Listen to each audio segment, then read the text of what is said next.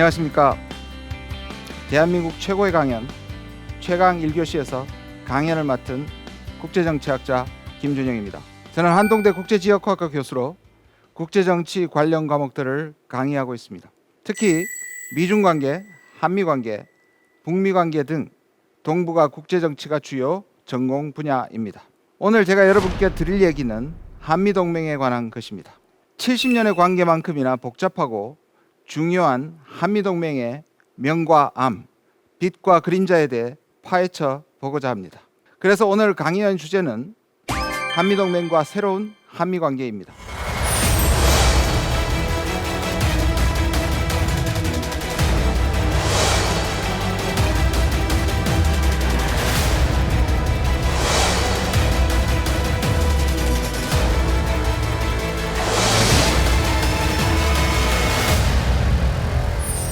여러분, 우리는 아직도 분단 구조 속에 살고 있습니다.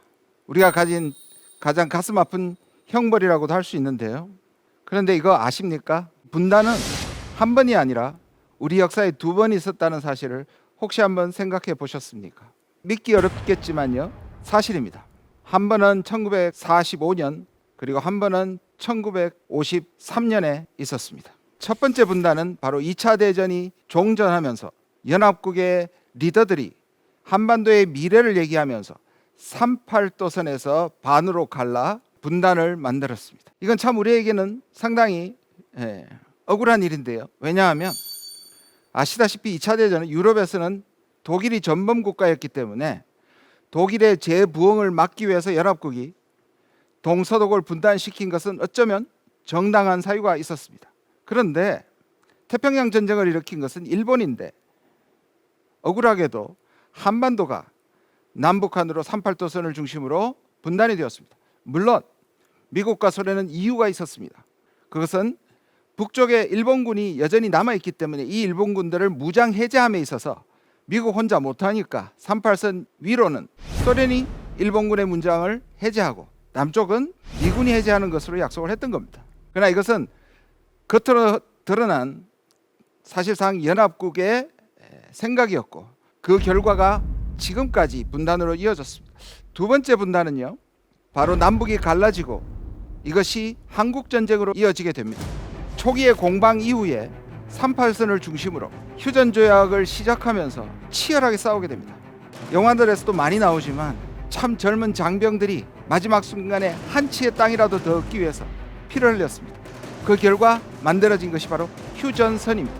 근데 묘하게도 이 휴전선은 처음에 연합국이 나눴던 38선과 크게 다르지 않습니다. 북한이 조금 밀고 내려와서 서쪽은 조금 더 빼앗겼고요. 동쪽의 강원도 쪽은 우리가 좀 치고 올라가면서 38선과 비슷하지만 휴전선이 조금 다르게 형성이 되었습니다. 자, 이것은 뭘 말하느냐 하면 사실 미국이 전쟁의 나락에서 우리를 구원해낸 구원자이기도 하지만 38선 시작부터 분단에 대한 책임을 적어도 일부 지고 있다라는 부분에 대해서 말씀드리고 싶었던 것 같아요. 여러분, 독도 문제 우리에게 또 하나의 억울한 부분 중에 하나입니다. 물론 우리가 실효적으로 지배는 하고 있습니다. 그런데 늘 일본이 이 독도에 대한 영유권을 주장하고 분쟁 지역화하려 하고 있습니다. 자, 이것이 어디서 출발했을까요? 바로 샌프란시스코 조약에서 출범합니다. 이 샌프란시스코 조약은 1951년에 전후에 일본과 아시아에 대한 처리를 미국과 여러 국가들이 모여서 결정한 조약입니다. 그런데요, 이 독도를 초안에는 한국의 땅으로 돌려줄 것으로 해놓고 본안에는 이것을 말소시켜버림으로써 이것이 분쟁 지역화하는데 큰 역할을 했습니다. 그런데요, 이 샌프란시스코 조약은 단순히 독도의 분쟁화뿐만 아니라 그 이후의 냉전 기간 동안에 한반도의 정치 상황을 결정하는 엄청나게 중요한 조약이었습니다. 미국은 나토라는 동맹을 통해서 유럽에 있는 국가를 하나로 묶었습니다. 거기서는 나토를 묶음으로써 독일의 부활을 저지하고 당시에 소련과 공산주의의 부상에 대해서 이것을 봉쇄하겠다는 유럽의 전략이 있었다면 아시아는 유럽처럼 하나로 묶기가 상당히 곤란했었습니다. 그렇다 보니 미국이 중심에 서 있고 아시아의 주요 국가들과 양자 동맹을 맺는 것입니다. 이 모양이 마치 자전거의 바퀴나 자동차의 바퀴처럼 생겼다고 해서 샌프란시스코 체제를 허브 앤드 스포크라고 얘기합니다. 허브이란 말은 중간에 있는 자전거나 자동차의 중심을 말해야 하고요. 다른 국가들을 연결시키는 것이 마치 스포크, 자전거의 살처럼 보인다고 해서 허브 앤드 스포크라고 얘기합니다. 이것은 미국에게는 아시아를 자기중심적으로 이끌고 가기 위한 아주 중요한 시스템이었습니다. 예를 들면 한미동맹, 미일동맹, 미필리핀 동맹, 미베트남 동맹 이런 방식으로 계속되는 것이죠. 이것은 미국이 일본을 부활시키기 위한 하나의 방법이기도 합니다. 생각해 보십시오. 독일은 나토에서 묶어서 어떻게 할 수 있는데 그럼 일본은 어떻게 할 것이냐? 아시아를 하나로 묶자니 일본의 제국주의에 대한 원한이 남아있는 국가들이 다 반대를 했습니다. 그래서 미국은 그러면 미국과 일본이 동맹을 맺어서 일본은 재무장하지 못하게 만든다. 다시 말해서 평화헌법을 만들어서 일본이 재부상하는 것을 막는 대신 일본은 그러면 일본의 안전을 어떻게 확보하느냐? 왜냐하면 아시아에도 중국과 그리고 소련이 공산주의의 위협이 있었기 때문입니다. 대신에 일본은 전수방위라 그래서 전적으로 방어만 하는, 그래서 일본이 지금 자위대를 가지고 있는 겁니다. 이런 방법으로 주변 국가를 안심시키고 또 동시에 미국은 일본에게 군대를 가지지 않는 대신 미국의 동맹이 일본의 안전을 지켜주겠다. 이것이 바로 샌프란시스코의 체제의 시작입니다. 몇 가지 샌프란시스코 특징을 한번 살펴볼 필요가 있습니다. 왜냐하면 이 샌프란시스코 체제가 지금 다시 살아나고 있기 때문입니다. 한번 잘 보시기를 바랍니다. 첫 번째 특징은 샌프란시스코 시스템은 미일 동맹을 중심으로 아시아를 재건하겠다는 것입니다. 당시에 미국의 전략가들은 미국이 2차 대전 후에 어떻게 세계적인 리더십과 패권을 차지할 것인가 골똘하게 생각하다가 유럽에서는 독일, 그리고 아시아에서는 일본을 부활시켜주면 이들 국가는 전범 국가들이기 때문에 미국이 살려주는 조건으로, 다시 경제를 부흥시켜주는 조건으로 미국의 말을 잘 들을 수밖에 없겠죠. 미국으로서는 하나의 이것이 묘수가 됩니다. 미국의 전략가들은 이걸 가지고 아마 신의 한 수라고 얘기했을지 모르겠습니다. 그런데 우리한테는 상당히 억울하죠. 제국주의를 통해서 영토를 획책하고 많은 탄압을 가했던 일본은 제대로 전쟁 범죄에 대한 처벌도 받지 않고 미국의 중심축으로 아시아에 군림하게 됩니다. 물론 일본의 평화헌법에 의해서 일본의 재무장만은 막아왔던 것이 사실입니다. 두 번째는 미국 안보 우산에 의한 비대칭 양자 동맹입니다. 좀 어려운 말인데요. 풀었으면 이렇습니다. 자, 미국이 양자 동맹을 맺었습니다. 그리고 미국이 안보 우산, 미국이 이들 나라의 안보를 지켜주겠다. 동맹을 맺는 것이죠. 세 번째는 그 동맹이 단순한 동맹이 아니라 미군을 주둔시켜서, 자, 바로 한국에, 일본에, 그리고 필리핀에 과거에 있었다 지금은 없습니다만 미군이 주둔한 이유가 바로 이 샌프란시스코 체제 때문입니다. 그리고 또 이것은 단순한 군사동맹뿐만 아니라 자유무역, 자본주의 경제를 통해서 미국의 시장과 미국의 경제와 서유럽의 경제와 합쳐지는 경제 공동체를 만드는 것까지 연결이 됐습니다. 그리고 마지막으로 이것은 반공 전선이었습니다. 아시아에서 특히 중공의 탄생으로 이것을 막기 위한, 그래서 정리하자면 한미동맹, 그러니까 미국과의 동맹을 통해서 공산주의에 대항하는 하나의 동맹 네트워크를 샌프란시스코 체제라고 합니다. 이렇게 구성된 샌프란시스코 체제는 탈냉전까지 아무 이상 없이 아주 굳건하게 질서를 유지해 갑니다. 이것이 특히 한반도에는 두 개의 삼각동맹으로 구성이 됩니다. 북쪽에는 북한을 중심으로 북한, 중국, 소련이, 이것을 우리는 북방삼각동맹이라고 하고요. 남쪽에는 미국을 중심으로 남한과 일본을 연결시키는 남방삼각동맹입니다. 이 지점에서 질문을 던질 수가 있겠네요. 우리가 일본하고 동맹이 아닌데요? 중국과 소련도 동맹이 아닌데요? 왜 삼각이죠? 이렇게 부를 수 있습니다. 그런데 적어도 한반도 문제에 있어서는 두 개의 양자 동맹이 일종의 유사 삼각동맹을 만들어내는 겁니다. 자, 보십시오. 미국이 한국과 동맹을 맺고 있고 미국이 일본과 동맹을 맺고 있습니다. 정확하게 얘기하면 두 개의 동맹이 있는데 남한과 일본은 동맹이 아니지만 적어도 북방 삼각에 대해서 하나의 삼각형을 이루는 유사한 삼각 체제를 이룬다는 것이고요. 북한 역시 북한과 중국이 동맹을 이루고 북한과 소련이 동맹을 이루지만 중국과 소련은 동맹이 아니지만 역시 삼각형을 이룹니다. 자, 근데 돌아보면 북쪽의 중심은 북한이고요. 남쪽의 중심은 미국입니다. 이게 사실 탈냉전이 왔을 때 아주 중요한 역할을 합니다. 왜냐하면 자, 한번 비교를 해봅시다. 동독과 서독, 그 다음에 소련과 미국이 똑같이 존재할 것입니다. 유럽에서는. 그런데 여기에 중심은 미국과 소련이었습니다. 이 동서독은 전쟁을 한 적도 없고 우리보다 훨씬 더 하나가 되고 싶어 했습니다. 자기들의 전쟁 범죄 때문에 억지로 갈아놨는데, 물론 우리도 강대국의 전쟁 속에 분단이 되긴 했지만 우리끼리 이미 전쟁을 했기 때문에 남북한의 적대감이 아주 커지는 겁니다. 자, 이렇게 보면 소련이 붕괴되면서 동서독은 분단이 해결되는 것이 자연스럽게 이어지는데, 남북한은 북방삼각동맹의 중심이라고 할 수 있는 북한이 여전하고 남방삼각동맹의 중심이라고 있는 미국이 여전하고, 또 이 둘은 서로 적대적이기 때문에 탈냉전이 왔을 때도 이것이 무너지지 않았다는 부분이 우리에게 사실 안타깝습니다. 그래도 변화는 변화였습니다. 냉전 체제가 붕괴되고 이를 잘 활용한 독일은 마침내 통일을 이루게 됩니다. 우리는 아직까지도 30년이 지난 아직까지도 독일 통일을 배워서 우리도 통일을 해야 된다라고 수많은 연구와 운동을 하지만 여전히 우리 분단은 해결되지 않고 있습니다. 자, 그럼에도 불구하고 탈냉전 시에 우리에게 왔던 기회를 한번 살펴보고자 합니다. 우리에게 동맹은 분명히 안보에 대해서 중요한 의지할 수 있는 한국의 자산이기도 하지만 동시에 여전히 군사동맹이 존재한다는 것, 그리고 분단이 존재한다는 것은 우리에게는 비극적인 일입니다. 자, 특히 1990년대 소련과 동구권 공산주의가 해체되고 붕괴되면서 전 세계는 하나의 질서를 향해서 가게 됩니다. 우리는 그것을 뭐라고 불렀냐 하면 세계화라고 불렀습니다. 요즘은 미중 관계, 미중 경쟁이 생기고 국가들이 자신들의 이익을 추구하지만 적어도 그 당시로 돌아가 보면 이 세계화 또는 지구화라는 말이 상당히 유행했던 것을 기억합니다.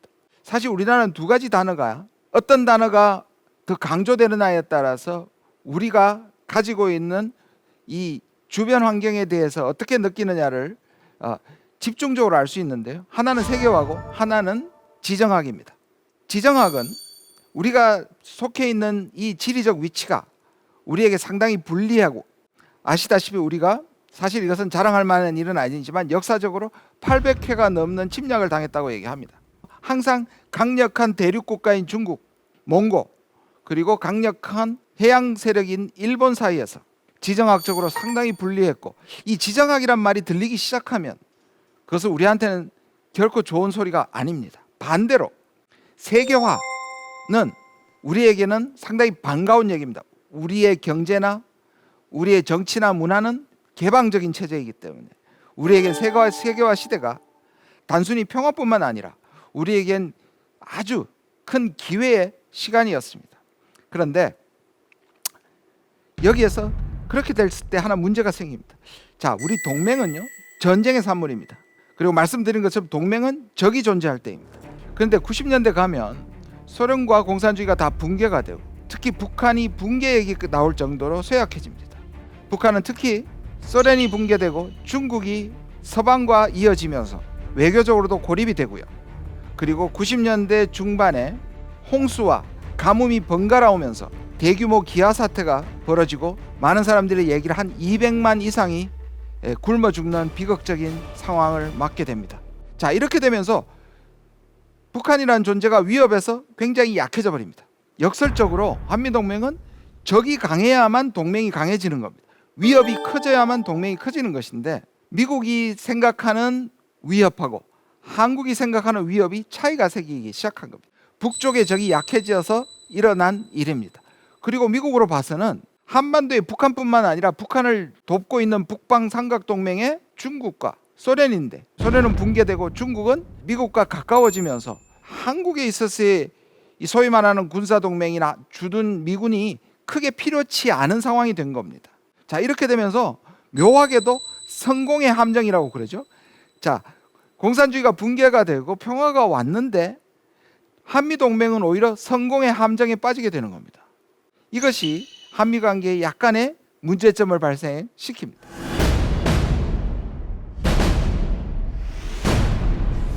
자, 우리도 독일을 따라서 적어도 평화를 한반도에 가져오기 위해서 노력을 합니다. 당시에 두 분의 대통령이 바로 이 시기를 지나게 되는데요. 첫 번째는 보수 정부인 노태우 정부고, 민주화의 주역이었던 그 다음에는 김영삼 정부가 연이어 받게 됩니다.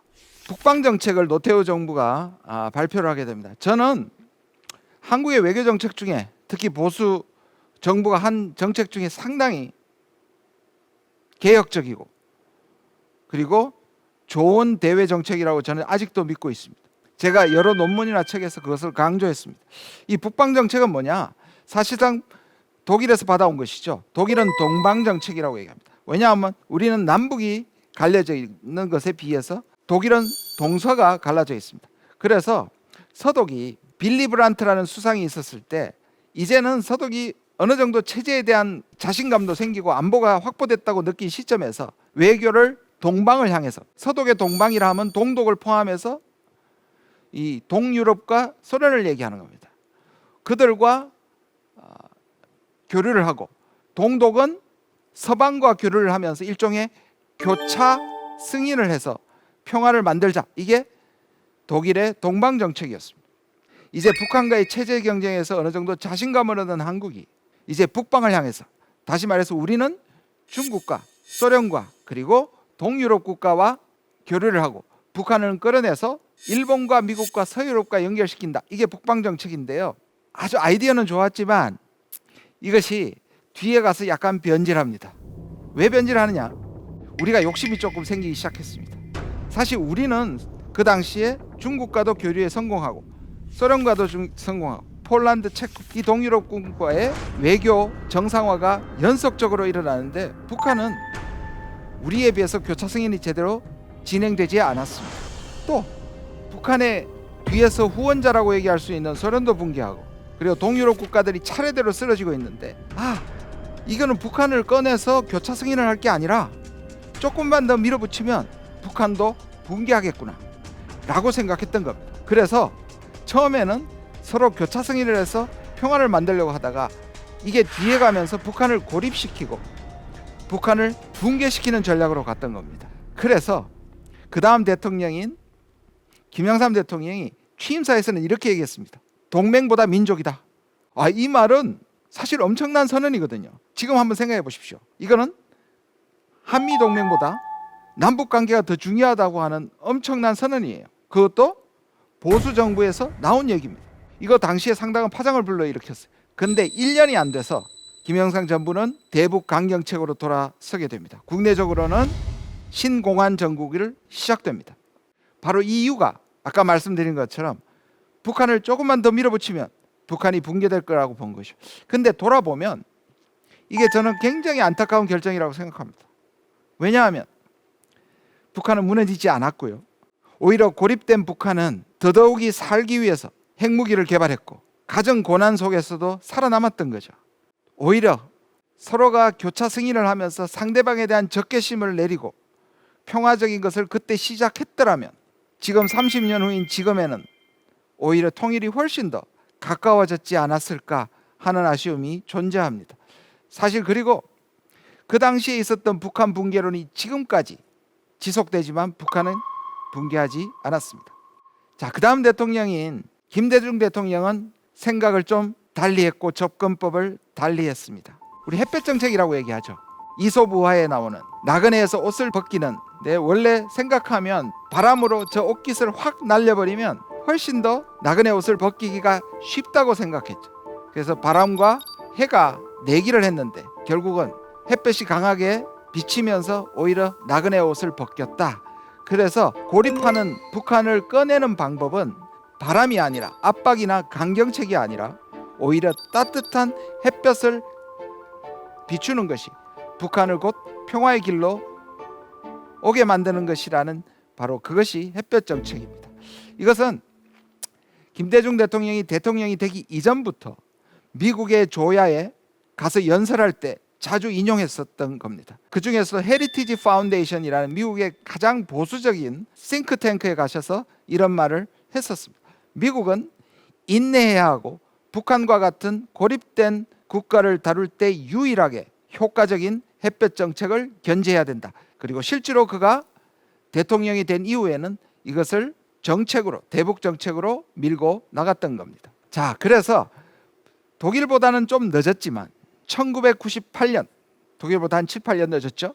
우리도 평화 프로세스를 시작합니다. 그것을 페리 프로세스라고 부릅니다. 사실 이 페리 프로세스는 그 당시에 외교 수석이었던 임동원 수석이 김대중 대통령과 함께 만들어낸 사실 임동원 김대중 프로세스인데 오히려 당시에 미국에게 넘겨줘서 미국이 이것을 하게 만든 그러한 평화 프로세스입니다. 저는 아까 말씀드린 북방정책과 함께 우리나라 외교에서 가장 빛나는 순간은 바로 1998년의 이 페리 프로세스, 그리고 그로부터 2년간 남북 정상회담이 이루어지기까지 2년이 우리에게는 엄청난 외교적 승리라고 생각합니다. 왜냐하면 이렇습니다. 당시에 첫 번째 핵위기가 1994년에 일어나서 한반도 불바다론이 나고 굉장히 어려워졌습니다. 여기서 서울이 멀지 않습니다. 전쟁이 일어나면은 불바다가 되고 말아요. 그때 카터 대통령이 방북을 해서 그 전쟁을 막았고, 그 이후에도 김일성이 갑자기 죽으면서 한반도가 위기 상황이었을 때 미국은 북한과 함께 그 핵을 동결시키는 회담을 그해 10월에 하게 됩니다. 근데 문제는 뭐냐 하면 10월에 민주당 정부인 당시에 클린턴 정부가 이 협상을 이끌어냈지만 1994년 11월에 미국의 중간선거에서 공화당이 상하 양원을 차지합니다. 이 공화당은 당시에 대북 강경책을 주장했고 한 달 전에 맺었던 북핵 동결 제네바 회담을 거부합니다. 그러면서 북미 관계가 다시 조금씩 나빠졌고, 북한은 여기에 절망하면서 미국을 자극하기 위해서 1998년에 일본을 넘어가는 노동 미사일을 쏘게 됩니다. 미국은 화들짝 놀랐고 특히 클린턴이 굉장히 화가 났습니다. 나름대로 클린턴 민주당 정부는 평화를 이끌어내기 위해서 카터도 보내고 전쟁도 막고 그리고 제네바 회담까지 했는데 북한이 오히려 클린턴 정부를 괴롭게 했다, 골치 아프게 했다 해서 강경책으로 돌아가려고 할 때였습니다.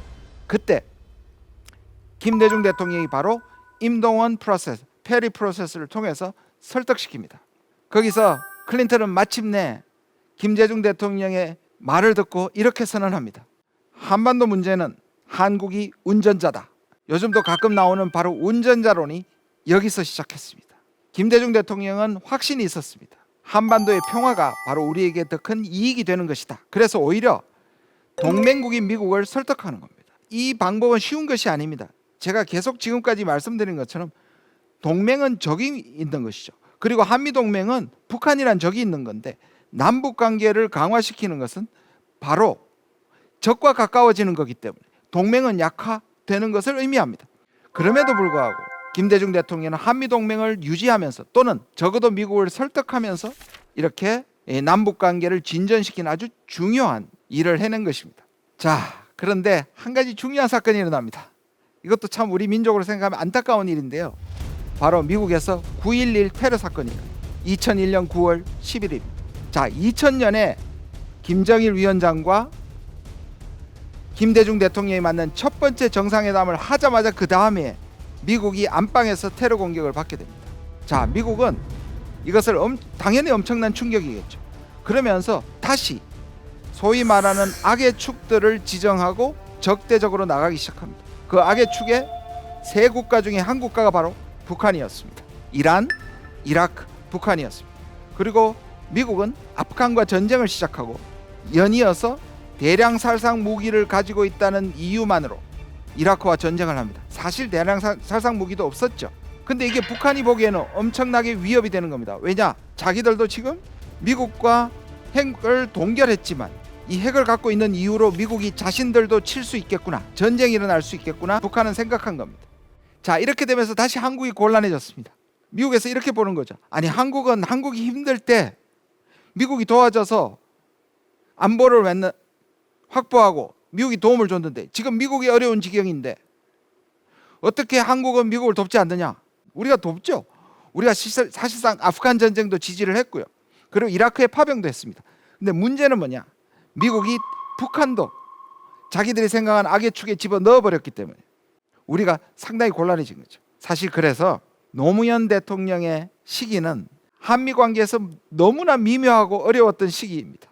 특히 아들 부시의 강경한 정부, 네오콘 정부에서 사실 가장 고생을 했고 나름 선방했던 것이 실제로 노무현 대통령이었습니다. 그리고 실제로 아주 중요한 한미 관계에서 협정이나 합의가 이뤘습니다. 예를 들자면 FTA가 바로 그때 체결이 됐고요. 그리고 한국이 LCD 공장, 지금은 반도체라고 얘기하지만 그 당시엔 상당한 중요성을 가진 거였어요. 그것을 미국에 만들었고요. 그리고 이라크에 파병했고요. 그리고 제주도에 해군 기지를 설치했습니다. 그래서 이렇게 얘기합니다. 처음에는 진보 정부이고 처음에는 반미라고 생각했던 노무현 정부가 오히려 지나고 보니까 한미 관계에 있어서 가장 실익이 많았던 때다. 실제적으로 많은 것을 이뤘다고 제가 미국을 방문했을 때 많은 미국의 보수적인 학자들이나 전문가들조차 인정하는 것이 사실입니다. 그래서 이 당시에 상당히 어려웠을 때 노무현 대통령은 선방을 했다는 것이 바로 이념보다는 국익을 중심으로 했기 때문입니다. 그럼에도 불구하고 국내 정치에는 여전히 노무현 대통령은 한미동맹을 망쳤다라는 일종의 프레임이 작동합니다. 그리고 미국 내부의 강경파인 노무현 대통령에 대해서 이렇게 얘기하는 분도 있습니다. 미국의 국방장관을 지냈던 로버트 게이츠라는 분은 노무현 전 대통령은 반미적이고 약간 정신 나간 인물이다. 사실 이 외교적으로 굉장히 결례죠.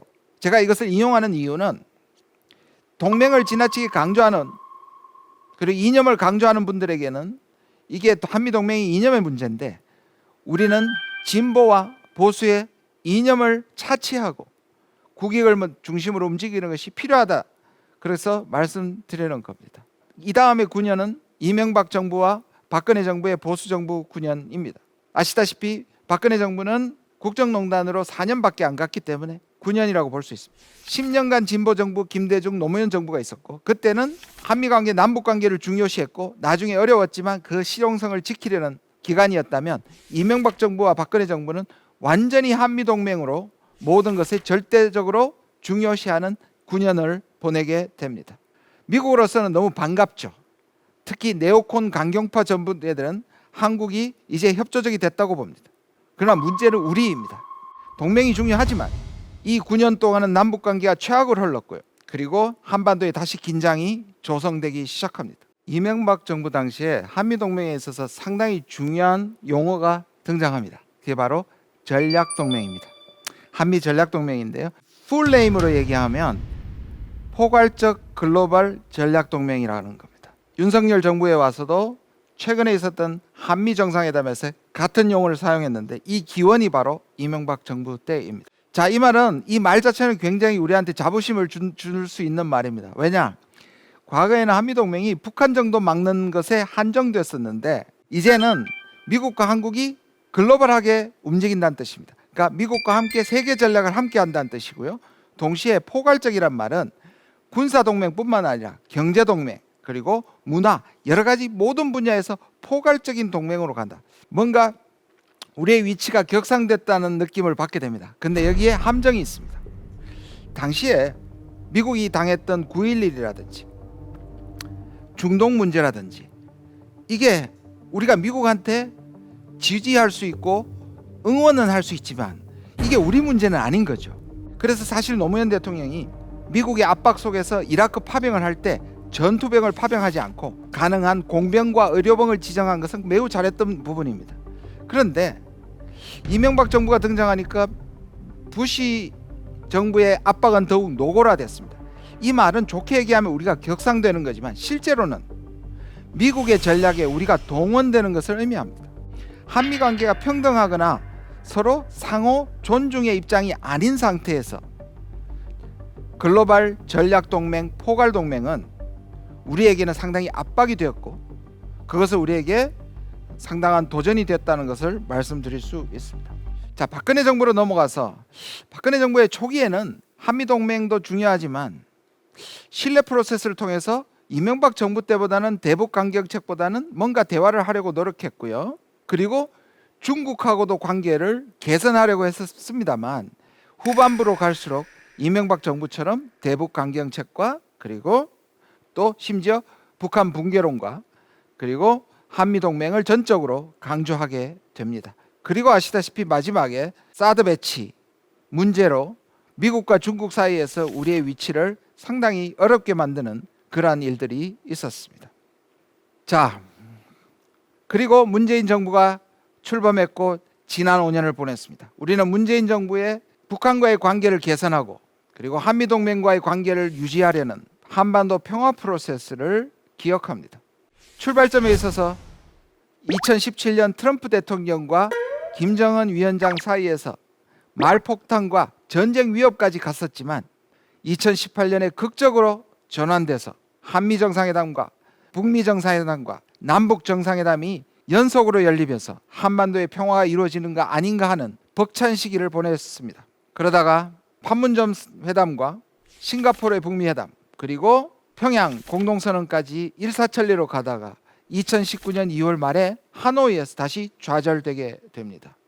자, 이것이 우리가 가지고 있는 일종의 하나의 상당히 딜레마적인 것을 말씀드릴 수 있습니다. 자, 그러면 지금 탈냉전 30년이 됐습니다. 격변의 시대를 살고 있습니다. 미국과 중국이 패권 경쟁을 나날이 강화하고 있고 러시아는 우크라이나를 침공하는 대격변의 시대에 살고 있습니다.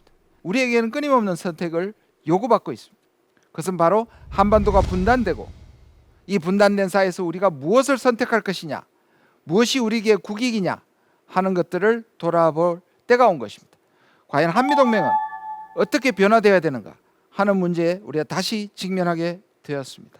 참 신기하게도 묘하게도 특히 안보적인 문제만 등장하면 북중러 한미일, 북중 한미의 관계가 부각된다는 뜻입니다.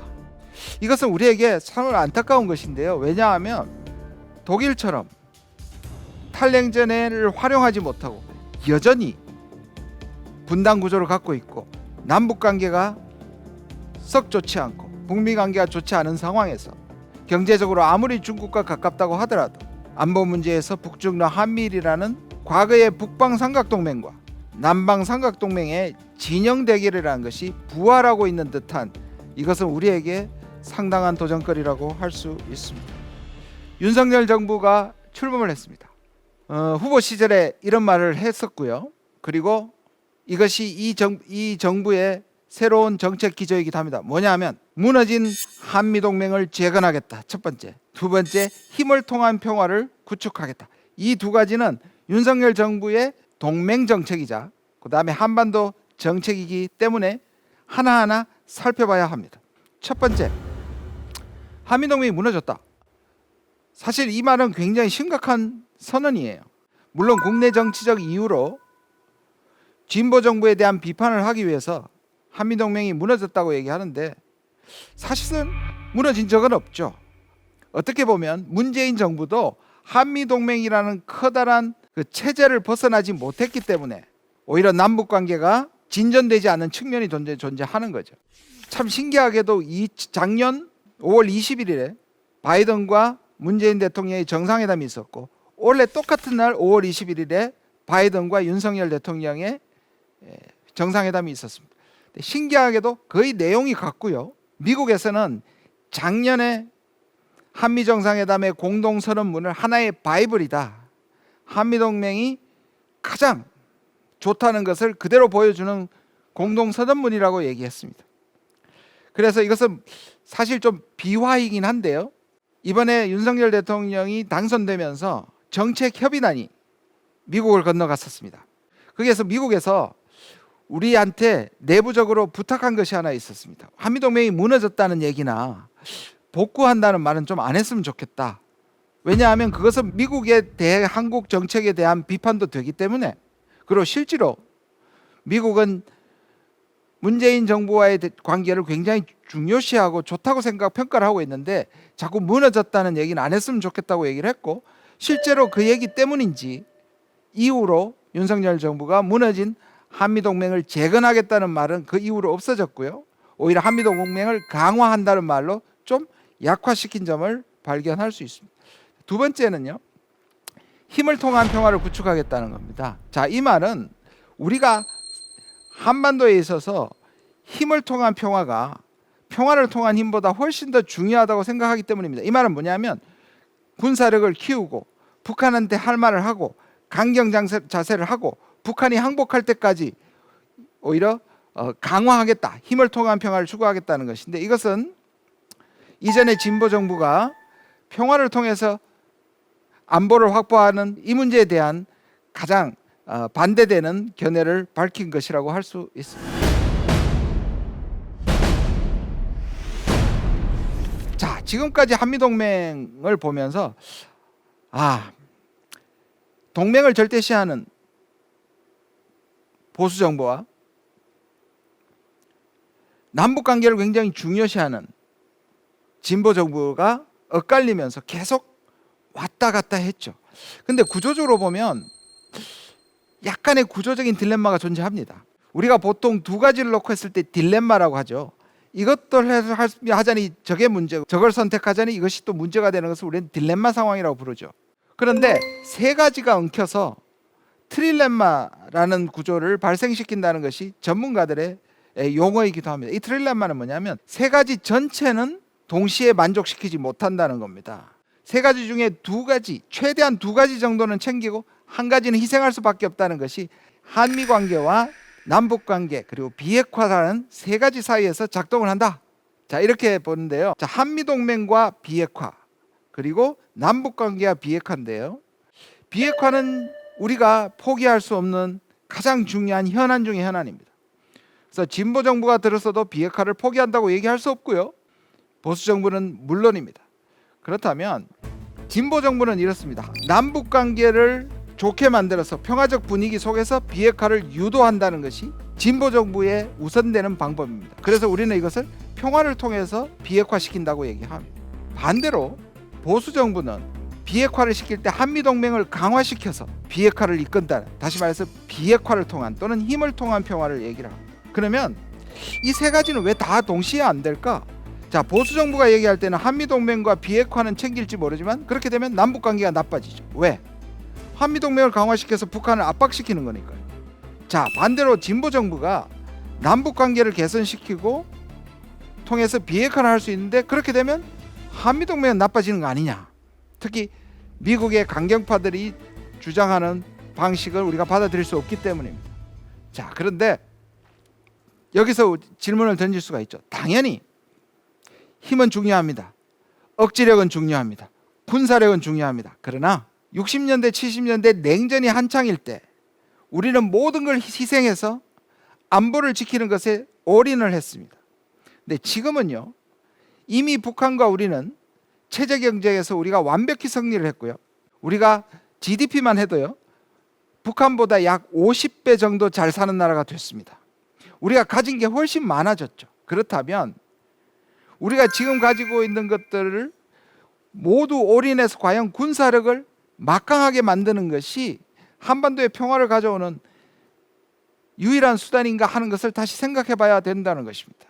자, 우리 북한이 도발을 하고 핵 문제가 생기고 또는 말폭탄이 서로 주고받았을 때 안보 위기가 발생하면 코리아 리스크 디스카운터라는 것이 발생합니다. 주식시장이 흔들리고 그리고 외국의 투자들이 떠납니다. 그렇기 때문에 우리는 우리가 북한보다 약하기 때문에 북한에게 유화 조치를 하는 것이 아니라 평화를 추구하는, 대화를 추구하는 것이 아니라 우리가 가진 것이 많기 때문에 북한과 대화를 통해서 이 문제를 해결하려고 하는 새로운 방법이 추구되어야 된다. 평화를 원하면 전쟁을 준비하라. 베게티우스라는 로마의 장군이자 군사 전략가가 한 말로 후세에서 안보를 중시하는 사람들한테 상당히 어필을 하고 많이 인용됐던 말입니다. 이 말은 우리가 전쟁을 방지하기 위해서 노력해야 된다는 말에서는 우리한테 상당히 설득력이 있는 말이지만 평화를 위해서 전쟁을 준비하면 그 나라는 병영 국가가 되는 것이고 전쟁을 준비하는 것에 올인하는 국가가 되게 되어 있습니다. 이 말에 대해서 저만큼이나 못마땅했던 사람이 있었던 모양입니다. 바로 디터 쟁하스라는 독일의 평화학자입니다. 그는 이렇게 얘기합니다. 민주주의를 원한다면서 독재를 준비할 수 없는 것처럼 평화를 원한다면서 전쟁을 준비할 수 없고 오히려 평화를 가능케 하는 요소들을 찾아야 한다. 저는 너무 전적으로 동의를 합니다. 제가 작년에 국립외교원장으로 있으면서 영원한 동맹이란 역설이라는 책을 출판했었습니다. 제 책의 주제는 이것이었습니다.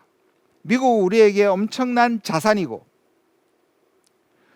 세계 최강의 국가를 동맹으로 갖고 있다는 것은 엄청난 행운이다. 그렇기 때문에 한미동맹은 중요하고 한미관계는 중요하다. 그러나 미국도 우리에게는 국가에 불과하다. 한미동맹이 아무리 중요해도 수단일 수밖에 없다. 라는 주제의식을 가지고 썼습니다. 그런데 머릿말에 제가 쓴 표현 때문에 굉장히 크게 파장을 일으킨 적이 있습니다. 뭐냐면 제가 가스라이팅이라는 말을 한미관계에 빗대어서 말씀을 드렸습니다.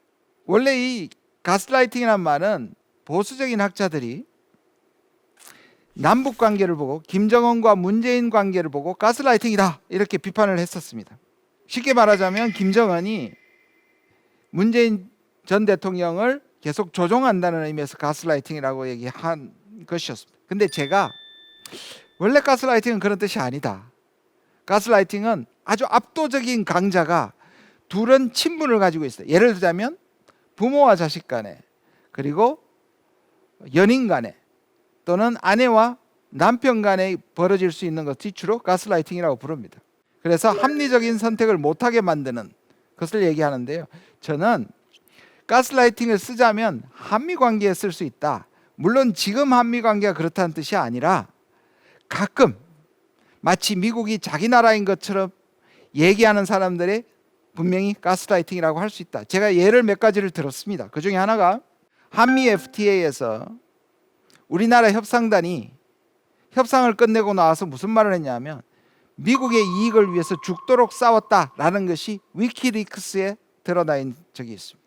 또 하나, 우리 정치인들 중에 국회의원이 지난 대선, 이번은 올해 대선 말고요, 지난 대선을 문재인 대통령이 당선된 대선이 부정선거였다. 그렇기 때문에 문재인 대통령을 끌어내려 달라고 미국의 백악관 앞에 가서 시위를 한 전직 국회의원이 있습니다. 그거는 제가 보기에는 가스라이팅이라고 생각을 했었습니다. 그런데 보수신문이나 여러 종편 방송에서 제가 한미동맹을 모욕했다. 어떻게 한미동맹을 두고 가스라이팅이라고 얘기하느냐 왜곡을 시켜서 제가 개인적으로 엄청나게 시련을 좀 겪었습니다. 제가 국립외교원장으로 있는 그 외교원 앞에 매주 화요일 날 민족의 반역자를 규탄한다는 그러한 시위도 있었습니다. 제가 이 얘기를 왜 장황하게 말씀드리냐면 분명합니다. 성숙한 한미관계를 위해서 제가 10개명을 이렇게 썼는데요.